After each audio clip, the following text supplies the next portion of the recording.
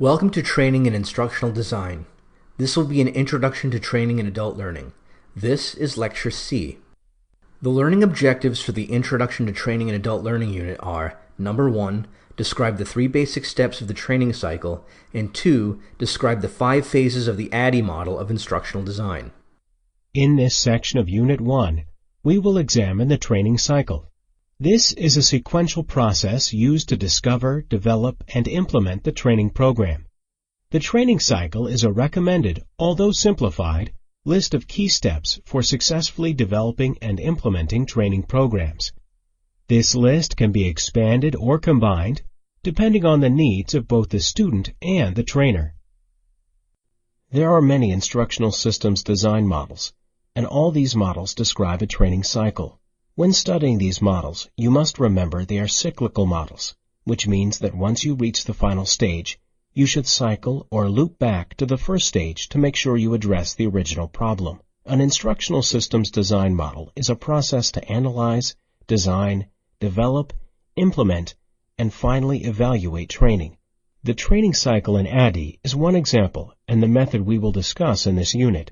You can compare the Addie model with other models such as Kemp, as well as Dick and Carey, through reading training textbooks and other online resources. Let us now explore the Addie model of instruction. It is difficult to say when the Addie model was first developed, but at this time I think we can conclude that the Addie model is merely a colloquial term used to describe a systematic approach to instructional development. The Addie model is synonymous with instructional systems development, ISD, and the terms are often used interchangeably. The model seems not to have a single author, but rather to have evolved informally through the years of training and instructional design. There is no original publication which describes the model in detail. Addie can be thought of as just an umbrella term, which refers to a family of models that share a common underlying structure. There are 5 stages in the Addie model: analysis, design, development, implementation, and evaluation. This is the training cycle. The evaluation is used to validate your original analysis. Now let's look at each one of the stages in detail. First, we'll discuss the analysis stage. In the analysis stage, the instructional problem is clarified. Instructional goals and objectives are established, and the learning environment and the learner's existing knowledge and skills are identified. Let's look at some questions that are addressed during the analysis phase at the Addie model. Who are the learners, and what are their characteristics? Are the learners physicians, nurses, or staff? Are there any language barriers? What is the training and learning culture in the clinic? Another question is, what is the new behavioral outcome? Has the management clearly defined the goals or the outcomes of the training? Also, consider what types of learning constraints exist. And what are the delivery options? Classroom training, one-on-one coaching, standalone web-based training, a written training manual. Maybe all these, or a combination of just a few. Next, what are the online pedagogical considerations? Can you use video and audio? Will the computers in the clinic be able to handle them? What are the methods to facilitate discussion and feedback? And what are the adult learning theory considerations that you have to consider in designing your material? And finally, what is the timeline for project completion? How much time and money do you have to allocate to the project? The next stage is design. In this stage, you create learning objectives and lesson plans, select content and media, develop exercises for the learner to apply their knowledge, and create assessment instruments to test the learners. The design stage should be systematic and specific. Systematic means a logical, orderly method of identifying, developing, and evaluating a set of planned strategies that match the project's goals. Specific means each element of the instructional design plan needs to be executed with attention to detail and fitting into the original scope of the project. These are the steps involved in the design stage. First, document the project's instructional, visual, and technical design strategies. Then apply instructional strategies according to the intended learning outcomes by Bloom's domains: affective, cognitive, or psychomotor. Next, design the user interface, if you are using technology, or user experience. Finally, create a prototype of the lesson and apply the visual designs, images, graphics, sounds, and video. Development is stage 3.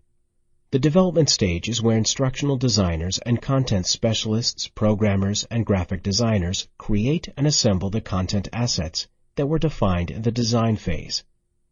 In this phase, storyboards and graphics are designed. If e-learning is involved, programmers develop and/or integrate technologies. Quality assurance testers debug and proof the content of the application. Finally, the project is reviewed and revised according to the feedback received. Implementation. During the implementation phase, a procedure for delivering the training by the facilitators and the learners has been finalized and put into action. In some cases, you may design the training but not actually deliver the material. In these situations, facilitators training, train the trainer in other words, should cover the course curriculum, learning, outcomes, method of delivery, and testing procedures.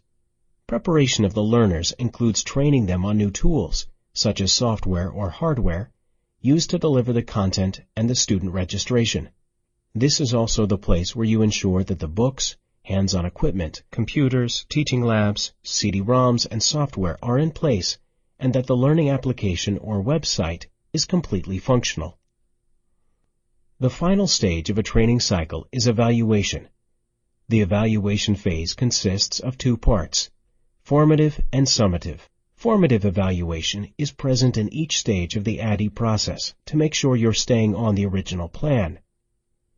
The summative evaluation consists of test of the learning objective and providing opportunities to gather feedback from the learners. Addie was used by trainers long before computer-based learning became prevalent, so we are adding an optional step, rapid prototype. For best results, the development process for CD-ROMs or more commonly used web-based training programs should use a modified Addie model. A rapid prototype phase is inserted after or is an extension of the design phase. The rapid prototype is simply a quickly assembled module that can be tested with the learner audience early in the design phase.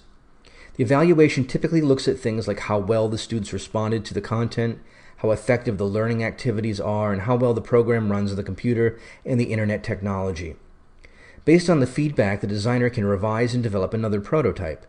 This iterative process continues until there is agreement and confidence that the prototype actually works during the implementation. Instructional designers and writers are able to proceed with their work more efficiently since they know exactly what the program will look like and what it is capable of doing. Additionally, with all the major technical issues resolved, final programming becomes a simple matter of assembling the various media components. In some projects, you may want to create a wireframe, a simplistic, non-functional version of the application, even early in the design. So let's take a moment to just summarize and look at how we apply these principles to computer-based learning. Remember Knowles set down the foundation for adult learning theory? In 1984, Knowles actually provides an example of applying andragogy to the design of personal computer training through the explanation of why certain commands, functions, and operations within the system were essential for effective computer use. Instruction should be task-orientated instead of rooted to memorization, in context to the common tasks that are performed on the job. Instruction should take into account the wide range of different backgrounds of the students. Learning materials and exercises should take into consideration students' varied levels and types of previous experiences with computer use. Instructors should allow adult students, because of their typical self-directed approach in their learning experiences, to discover things for themselves and provide guidance when an error or when requests for assistance is made. This concludes the lecture on Introduction to Training in Adult Learning.